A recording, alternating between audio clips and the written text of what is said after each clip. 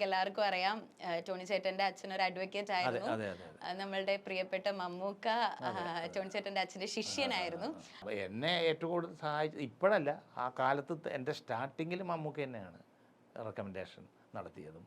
സ്വകാര്യമായിട്ട് പുള്ളി പറയും പലരോടും. ഇപ്പോൾ ജോൺ പോൾ എന്ന ഒരു റൈറ്ററുണ്ട്, അദ്ദേഹത്തോട് പറഞ്ഞു നിങ്ങൾ എന്നെ എങ്ങനെ കാണുന്നു അതുപോലെ ടോണിയെ കാണണം എന്ന് പറഞ്ഞു. അപ്പോൾ അത്രയും സിൻസിയറായിട്ട്.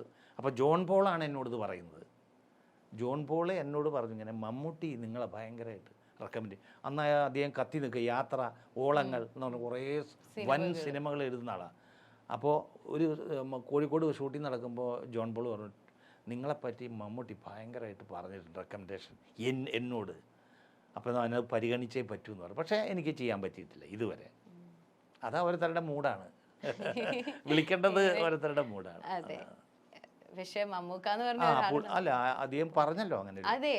അതാണ് നിങ്ങൾ എന്നെ എങ്ങനെ ഇഷ്ടപ്പെടുന്നു അതുപോലെ ടോണിയെ കാണണം. അതിന്റെ അർത്ഥം വേഷം കൊടുക്കണം എന്ന്. വേഷം കൊടുക്കണം മനസ്സിൽ ഇപ്പോഴും. അതാണ് ജോൺ പോൾ. അത് മമ്മൂട്ടിയല്ല എന്നോട് പറഞ്ഞത്, ജോൺ പോൾ പറഞ്ഞത്. അതെ, മറ്റൊരാളിലൂടെയാണ് നമ്മൾ അറിയുന്നതെങ്കിൽ എപ്പോഴും മനസ്സിൽ നമുക്ക് ഉണ്ടല്ലോ അത്. അതെ, സ്വകാര്യമായിട്ടൊക്കെ റെക്കമെൻഡ് ചെയ്യും പുള്ളി. അതല്ലാതെ പുള്ളി അങ്ങനെ എല്ലാവരോടൊന്നും പറഞ്ഞു നടക്കുകയൊന്നുമില്ല. ആ വേഷം പുള്ളിക്ക് കൊടുത്താൽ കൊള്ളാം, നന്നായിരിക്കും എന്ന് പറഞ്ഞു. അയാൾ നല്ല മനുഷ്യനാണ്. പിന്നെ വേറെ ഒരു സ്വന്തം ഷൂട്ടിങ് കഴിഞ്ഞാൽ വീട്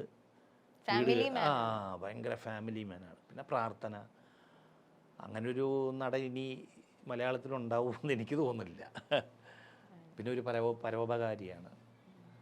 പുതിയ ആൾക്കാരെ ഏറ്റവും കൂടുതൽ സിനിമയിലേക്ക് കൊണ്ടുവരുന്നത് മമ്മൂക്കയാണ്.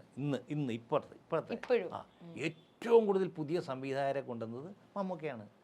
ഏറ്റവും കൂടുതൽ നല്ല പുതിയ നടന്മാരെയും ടെക്നീഷ്യന്മാരെയും, ക്യാമറാമാൻ, പിന്നെ എഡിറ്റർ, അല്ലെങ്കിൽ വേറെ മ്യൂസിക് ഡയറക്ടർ ഏറ്റവും കൂടുതൽ കൊണ്ടുവന്നത് മമ്മൂക്കയാണ്.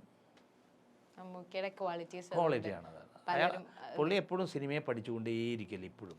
മമ്മൂക്ക തന്നെ പറഞ്ഞിട്ടുണ്ട് എന്റെ ആവശ്യമാണ് സിനിമയിൽ അഭിനയിക്കുക. അയാൾ ഒരിക്കലും മടുക്കാത്തൊരു മനുഷ്യനാണ്.